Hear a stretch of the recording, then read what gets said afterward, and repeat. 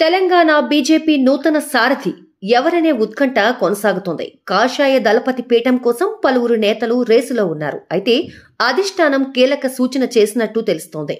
పార్టీలో 2 సార్లు క్రియాశీల సభ్యత్వం ఉన్నవారికే పగ్గాలు అప్పగించాలని జాతీయ నాయకత్వం నిర్ణయం తీసుకున్నట్టు వార్తలు వస్తున్నాయి.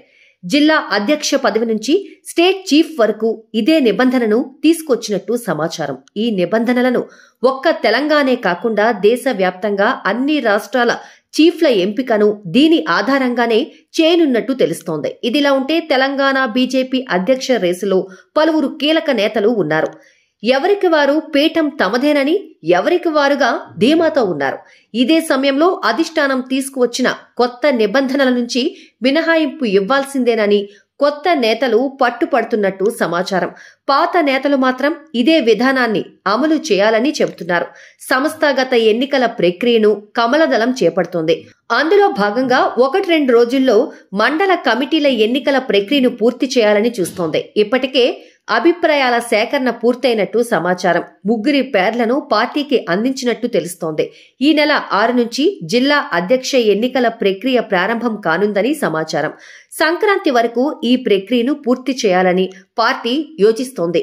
సంక్రాంతి తర్వాత రాష్ట్ర అధ్యక్షుడి ఎన్నికల ప్రక్రియను ప్రారంభించి వీలైనంత త్వరగా పూర్తి చేయాలని పార్టీ భావిస్తోంది. ఈ నేపథ్యంలో రాష్ట్రంలో 2 రోజుల పాటు party state in charge Sunil Bansal పర్యటించడం ప్రాధాన్యతను సంతరించుకుంది. జిల్లా అధ్యక్ష ఎన్నికల ప్రక్రియకు సంబంధించిన అంశాలపై నాయకులకు ఆయన దిశానిర్దేశం చేసే అవకాశం ఉంది. సునీల్ బన్సల్ తో పలువురు కొత్త నేతలు భేటీ అయి కొత్త నిబంధనల వల్ల ఎదురయ్యే ఇబ్బందులను గురించి చర్చించే అవకాశం ఉందని సమాచారం.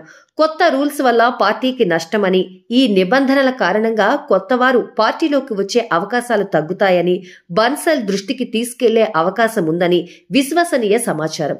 మండల అధ్యక్షుడి నుంచి మొదలు స్టేట్ ప్రెసిడెంట్ పోస్ట్ వరకు క్రియాశీల సభ్యత్వం కీలకమని నిబంధనను పార్టీ పెట్టడంతో పాత నేతలు సంతోషంగానే ఉన్నా కొత్త నేతల పరిస్థితి అగమ్య గోచరంగా మారినట్టు వినికిడి. గతంలోనే 2 సార్లు క్రియాశీల సభ్యత్వం తీసుకున్న వారికే అర్హత ఉంటుందా, లేక ఇప్పుడు తీసుకోబోయే క్రియాశీల సభ్యత్వంతో 2 సార్లు ఉంటే చాలా అనే అంశంపై నేతల్లో సందేహాలు వ్యక్తమవుతున్నాయి. ఇక పార్టీ అధ్యక్ష రేసులో మాజీ శారదగి సంజయ్తో పాటు ఈటల, అరవింద్ ఇంకా కొందరి నేతల పేర్లు వినిపిస్తున్నాయి.